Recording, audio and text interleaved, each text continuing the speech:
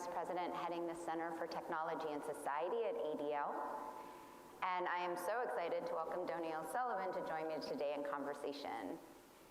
So, at its core, the Center for Technology and Society's mission is to end the proliferation of anti-Semitism and all forms of hate and harassment online. It's no small task. And part of why I'm so excited to have Donie here today is in his work as a CNN correspondent, he really does groundbreaking investigative journalism on the real-world effects of online misinformation. Donie's done a lot of work looking at specifically conspiracy theories, how they take online, how they translate to offline, how these narratives take hold, and how they spread. So I want to just start by grounding this conversation a little bit in the stark reality of where we are today. We already know, we've been here talking about the rise of anti-Semitism right here in the United States. But we know that anti-Semitic conspiracy theories spreading online have a real-world effect and spawn violent behavior offline. You can just look at Pittsburgh to Poway to Buffalo. All three of those mass shooters had been exposed to anti-Semitic conspiracy rhetoric online before engaging in that activity offline.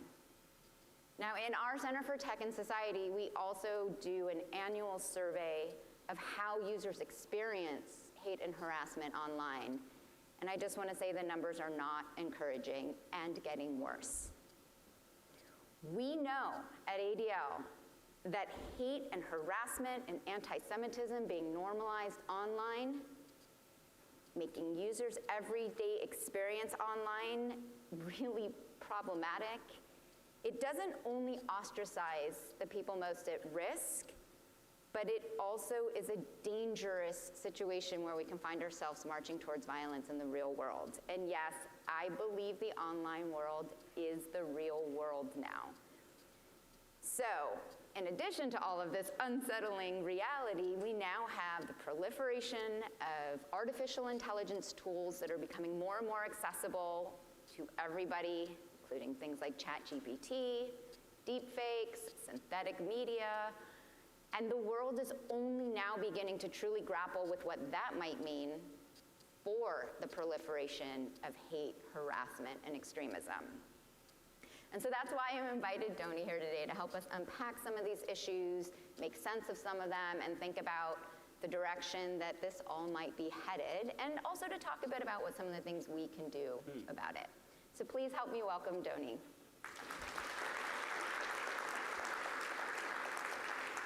All right, so let's dive in.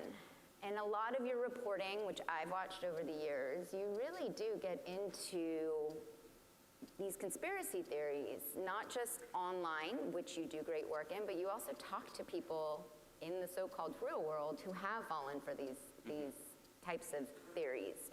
So I'd love to just hear a little bit about what you're seeing. How do these narratives latch on? How do they manifest online before we get into the what happens once they skip from online to offline? Yeah, I think, one thing that we underestimate sometimes when we talk about people who get sucked down rabbit holes, conspiracy theories and whatnot, is the role of community that community plays in it. I've spoken to QAnoners, I've spoken to anti-vax moms, and when you really get to the heart of an issue, they talk a lot about how they had maybe gone through a trauma or felt alone or were looking for answers. And they find these answers oftentimes through conspiracy theories online because, conspiracy theories can offer nice little answers, easy answers to hard questions. Yep. And it can give people a sense that they understand something or they get something. So that's kind of, over time, just from speaking to people, that's what we've seen. But it manifests, of course, in all different ways. People, it can be on TikTok, it could be at Facebook, the Facebook groups, of course. And what we've seen, particularly since after January 6th, when a lot of major players in this space got deplatformed, people are now going to the other kind of alternative platforms, the smaller platforms, where there is very little moderation at all. And how have you seen some of these actual narratives evolve in recent years, from maybe the pre-January 6th world to where we are now? Yeah, I mean, I think, 2020 was kind of, I guess, a kind of watershed moment if we think about conspiracy theories, and that, particularly with the lockdowns and whatnot, people spent so much time alone. So much time in front of their screens, computer screens, mobile phones, looking for answers, again, at a time of quite angst. So, you think about that year, we saw what played out here on January 6th. Between that, the distrust of the vaccine, medicine, and then, of course, distrust in democracy, that's just continuing to evolve. And, it's from speaking to a lot of people who believe the election was stolen. That's, a lot of folks genuinely believe that. And they genuinely believe it because some of their political leaders are telling them that too. But they're seeing evidence, quote unquote, every day, out of context, of course, false, that gives them this perception that, yes, indeed, we don't have a democracy. Yeah, I mean, speaking of evidence, as you point out, a common phrase online is do your own research. Yes. And people will say that, and you'll think, hey, that sounds like, that's not a bad piece of advice. Do your own research. Before social media might have meant go to your local library and really dig in and look at different sources. And now today, do your own research has actually been co-opted as a talking point to sow doubt in anything that you might be learning from actual experts or reliable sources, whatever you might consider reliable sources these days. So how do you think about that? When we say do your own research, I mean, you work for CNN, you work for a news organization that has to fact check things and has a process, but now anybody can find anything they want online. How do you think about that, do your own research, find your own narrative? I mean, that's it points to so much about what's the biggest challenges I think we have in society today, right?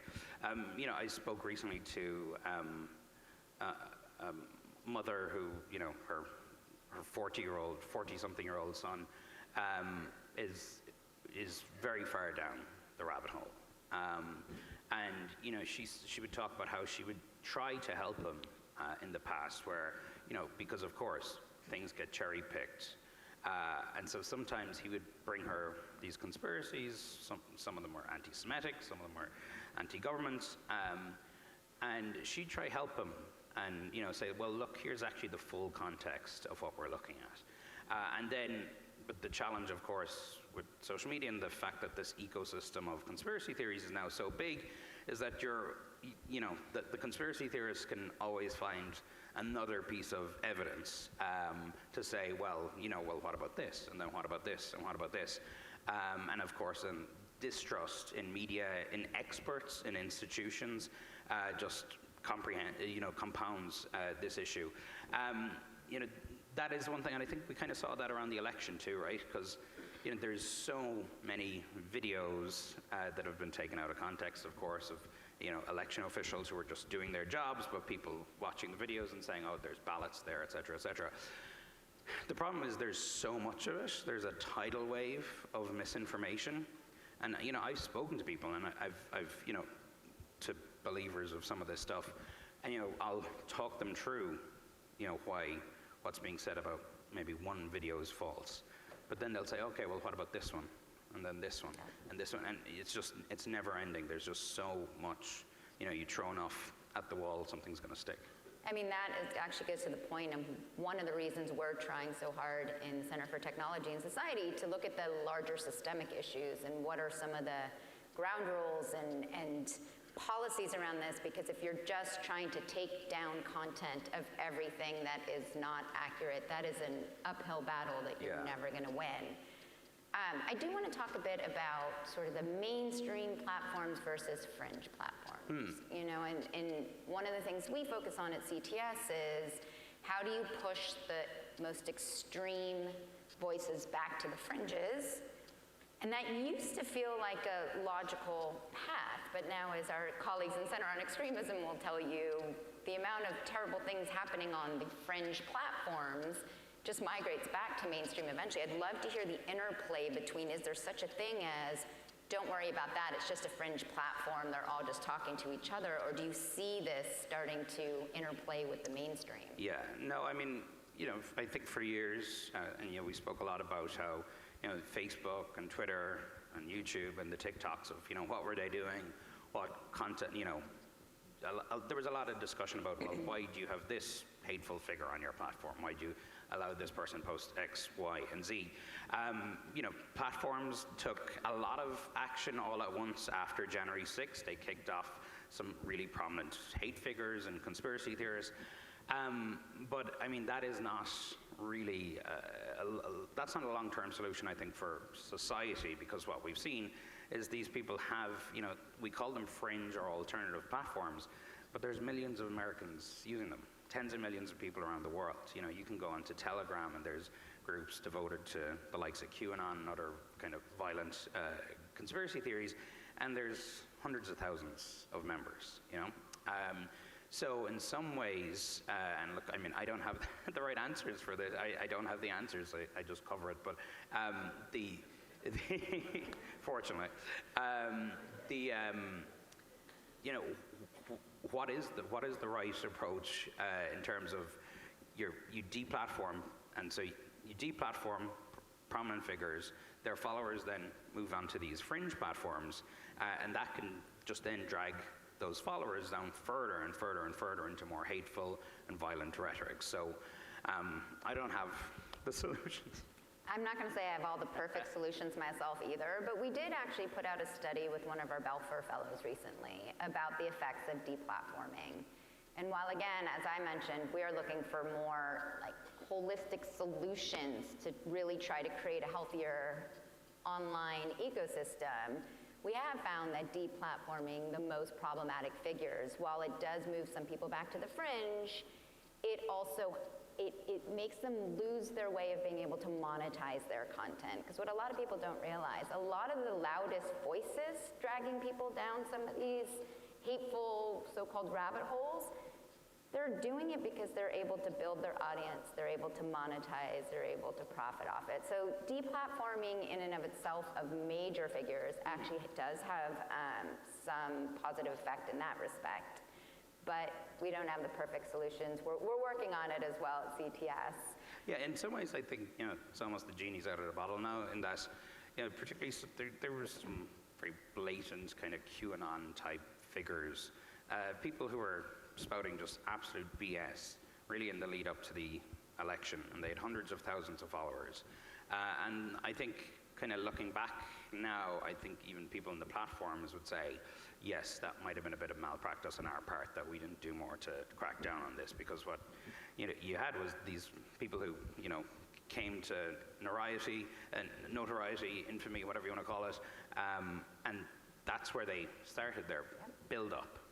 That's where they got their first core following, and as you say, a lot of people followed them to the other platforms. I will absolutely say, as someone who worked at Facebook for a while, I fundamentally believe that allowing the loudest, most prominent voices, there seems to be sometimes special treatment for those with the bigger platform, because the company themselves make money off of those with the biggest platform, and I'm glad that some people realize post-January 6th that that's not a best practice, but that is one of the things we are pushing for, to not treat someone just because they have the biggest platform with white gloves, that in fact they can be more dangerous by inspiring more people.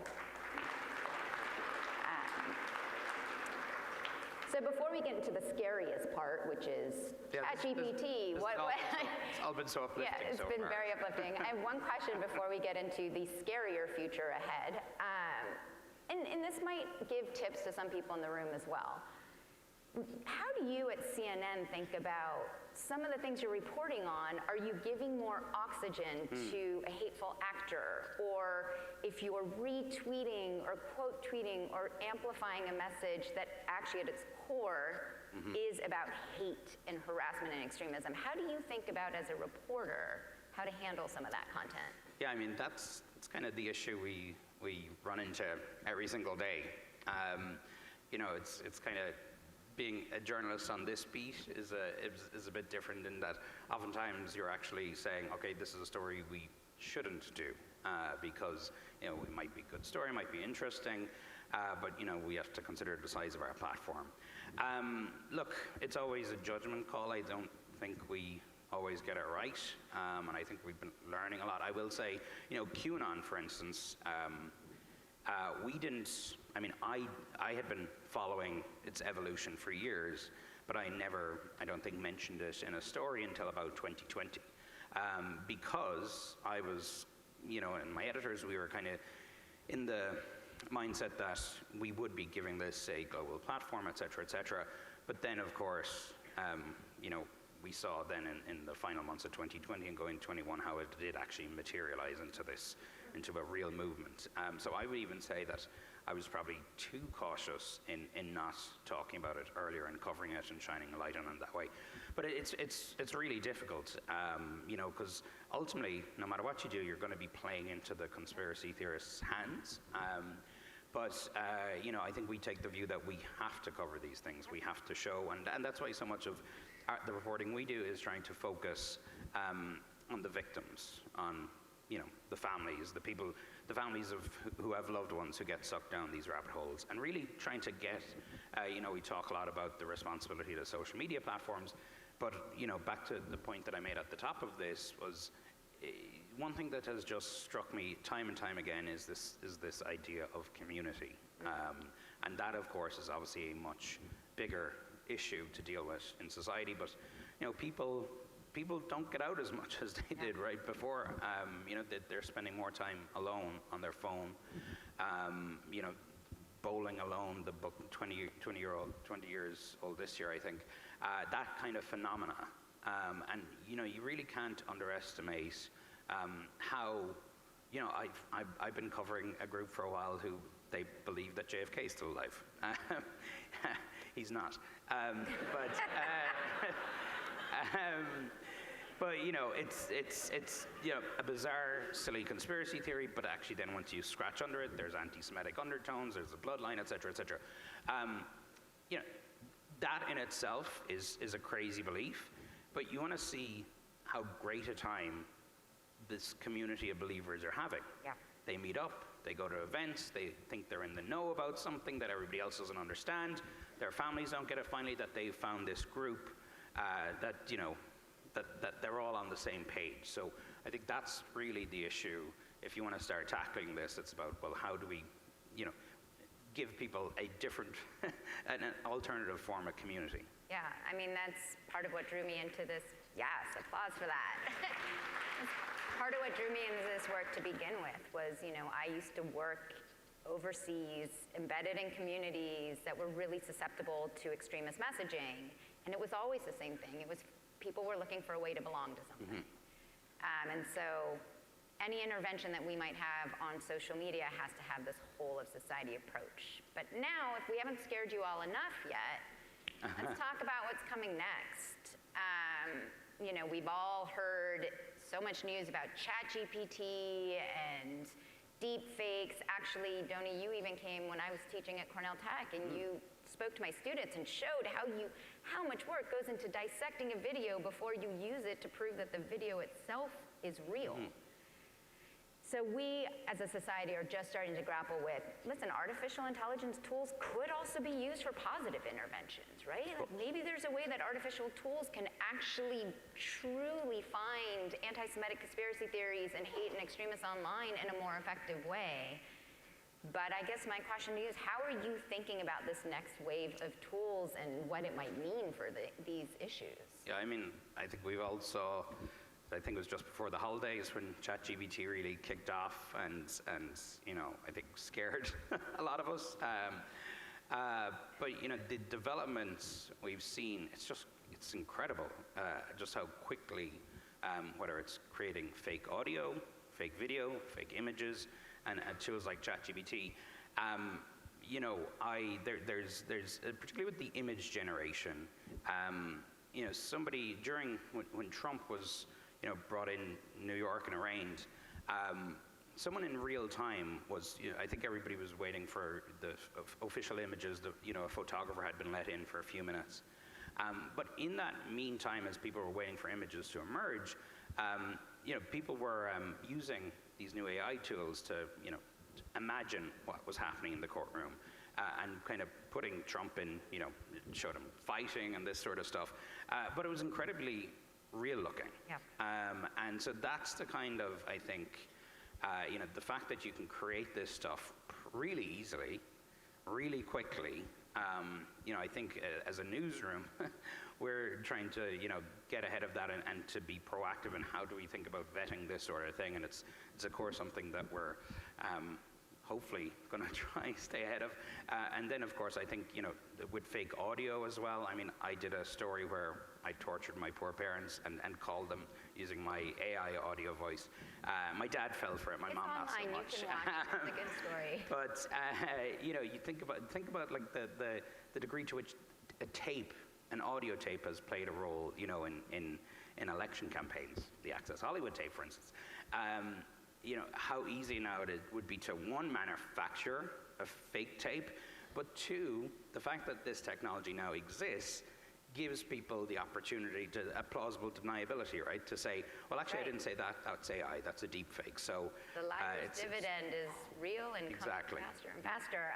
I'm so sad that we don't have much more time here, but that is part of why what we do at CTS is also to try to work with some of these companies as early on as possible to help them understand how these tools can be manipulated in all of these terrible ways. I wish we had more time to unpack it all. I hope we scared everyone in the audience enough with this conversation. Thank you so much for joining us. Thank you for having me.